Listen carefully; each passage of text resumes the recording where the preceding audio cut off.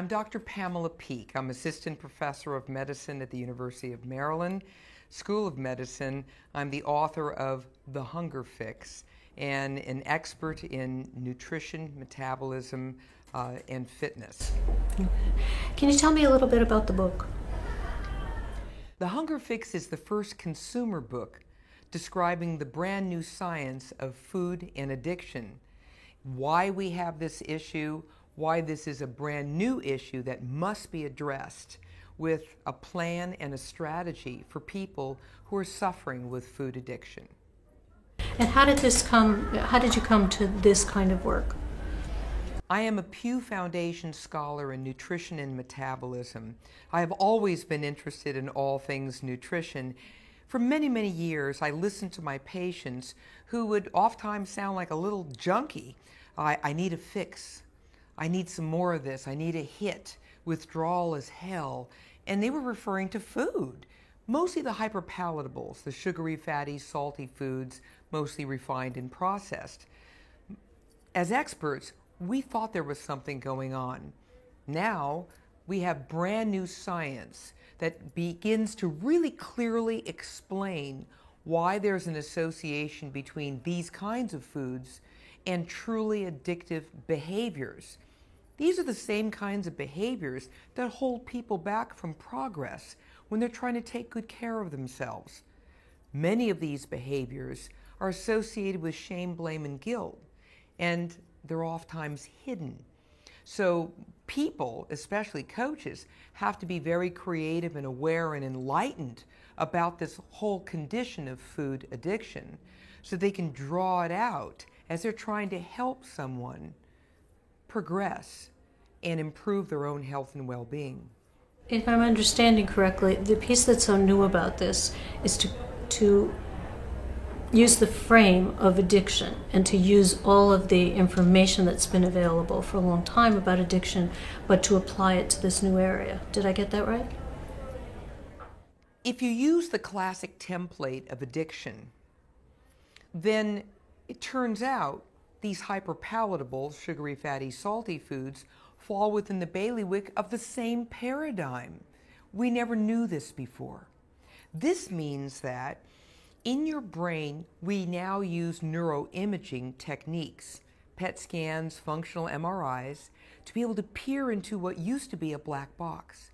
We now see that there are two parts of the brain, the reward center, as well as the center for executive function, which is the prefrontal cortex. Both of these are affected. The prefrontal cortex is actually impaired and even damaged, reversible. The reward center goes through its own organic changes, a downregulation of the very receptors that dopamine, the pleasure neurotransmitter of the brain, needs to connect with. So over time, people can be hooked on all kinds of self-destructive behaviors. It could be watching television hour after hour. It could be that iPhone or that iPad or that fill in the blank, some screen out there. It could be any kind of behavior that begins to demonstrate addictive traits. You're building and building on a very powerful platform of a vicious cycle. You're socially withdrawing. You're finding that you're not keeping up with social obligations and work site obligations, for instance. You're breaking relationships. You're harming relationships. It just keeps going on and on. There's a new category, by the way, of addiction per se, and that is almost addicted. This is actually a much larger group of people. These are people on the launch pad for true addiction. People who have already demonstrated behaviors that are not meeting criteria exactly for addiction, but they're working on it. And again, this could be anything from video game playing for hour after hour after hour and not taking care of yourself or your life obligations, to the hyperpalatable foods that you consistently eat 24/7. Can you talk to me a little bit about the treatment that you're devising and what's coming forward from your research? Most research now shows that an excellent strategy for dealing with someone who has an issue with food and addiction is an integrated. Most research now shows that an integrative strategy is the best one to be able to address food and addiction. What does that mean? It means you're individualizing and customizing, because you see, sheer abstinence alone is impossible with food. There are certain food-like substances, and these are mostly the refined and processed foods, that you can avoid in life. I mean, there is life without having half of this stuff. However, sugar is ubiquitous. It's even in ketchup. A little hard to say that you're abstinent of it 100%. Not so much for drugs and alcohol. That's much easier.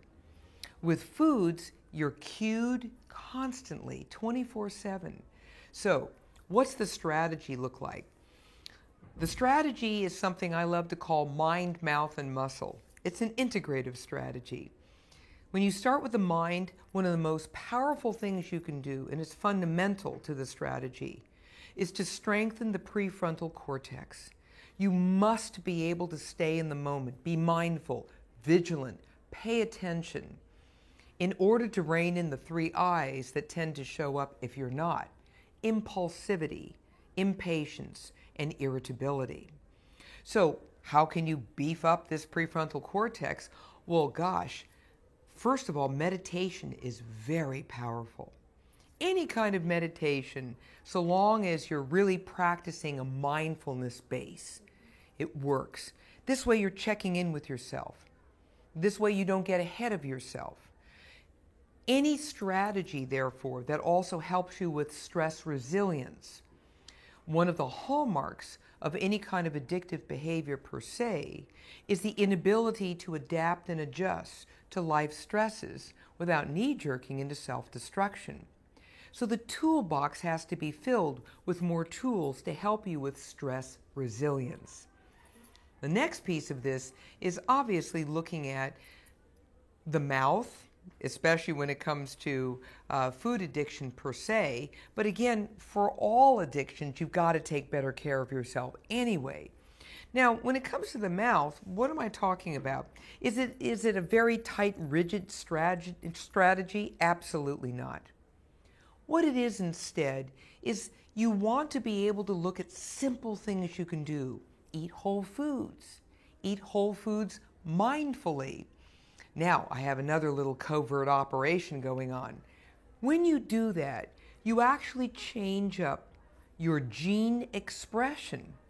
Who knew that when you ate, for instance, leafy greens, that you're causing changes in your very genes that make you more vulnerable to overeating and addiction?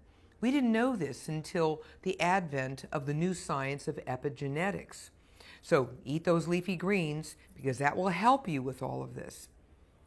At the same time, avoiding the hyperpalatables that trigger you in the first place is almost common sense and logical. You can't continuously consume them and expect to be able to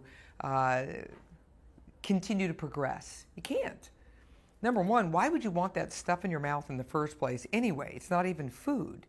And the second thing is, the minute you are exposed to the hyperpalatables, you're going to reignite the reward center and start the vicious cycle all over again. So we don't need that. Physical activity is the last M of the mind-mouth muscle. Notice I said physical activity. I didn't say the E word, exercise, so you don't have to break out into hives here. Physical activity simply means assume the vertical more. Use that fantastic body of yours to stay mindful of the fact that you have a body. So many people are so dissociated. And so being mindful, of course, helps you. So mindful movement. The ability to be able to continuously do some form of regularized physical activity, simple walks, clearly do them with other people too. Make them joyful, dance, do things that are fun, but do them on a regular basis. Why? Well, here's the win-win on this one. I told you about epigenetics before. Well, you're going to be able to induce neurogenesis meaning the creation of more neural or brain circuits that are healthful ones, that are circuits that will help support health and well-being and will supervene over the old circuits that would knee-jerk you to self-destruction. Now, neurogenesis means you're also building a bigger brain. That's right. Research shows that you can actually build a bigger brain, increase brain size. Sign me up for that one. And the bigger the brain, the smarter you are. And I'm really being serious about this. You're actually, if you're taking all of these other elements together, then indeed you'll be at higher, you'll have a greater opportunity to make the right decisions when stresses hit and you have choices to be able to make. At the same time, with neurogenesis, you're also changing up gene expression itself. Just like eating your leafy greens and all the wonderful fruits and vegetables and whole foods change gene expression in the positive, so also does physical movement. And what better physical movement in the world than mind-body physical movement? I'm a yoga fanatic. I love those martial arts. And how about just a walking meditation? All of these help support a strategy that keeps you mindful and on track, vigilant to what you're doing to yourself with every single choice, especially as it relates to food and addiction. Cool. What do you think the next stages of your work will be? What are the frontiers here? What I'm doing right now is I'm looking at epigenetics. I'm very, very interested in this, which basically means that as a physician, I'm used to measuring and monitoring people's blood levels of blood sugar and cholesterol and lipids, etc. Well, we still need to do that, don't get me wrong.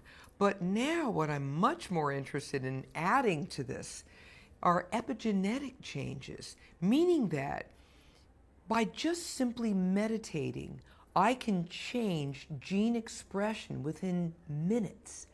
Wouldn't that be a marvelous motivator for someone to stay connected to their body, to say, by spending 5 minutes or 10 minutes in regularized meditation, I was able to see a change in my very gene expression. When I've mentioned this to my patients, they're wowed. And this takes them to a Star Trek place, where now they can add to their armamentarium of all the other positive affirmations for all the things they're doing to help their health and well-being. Now they add the gene expression piece of this. This is a level of elegance I can't wait to be able to share with more and more consumers once we're able to find ways to assay this much more easily than we can today, and to take this out in mass market. And then people will be able to utilize this as part of their own strategy. So I am all things epigenetics. Cool. I have been asking all the people I've interviewed if they were talking to somebody who was starting out in their coaching practice, newly coming onto the scene. What advice would you have for them based on your own work and your own work with coaches and your knowledge of it? If you're brand new to coaching, you're about ready to enter an extraordinary experience for a lot of reasons. One, the environment now, and that means the healthcare environment especially, is now very, very much open to coaching. We really now see tremendous value in the ability to help guide someone along that trail to their dreams. Very important. We've never had a professional like this before, so you are welcomed with open arms. You'll be part of an integral team to help people with their own health and wellness, whether it be an executive who's trying to perform better but really needs to understand that they have to take care of themselves, mind and body, to do that optimal performance, or whether it's someone in front of you who just simply wants to optimize their own wellness, period, end of story. be the best that they can possibly be. You're entering an extraordinary frontier.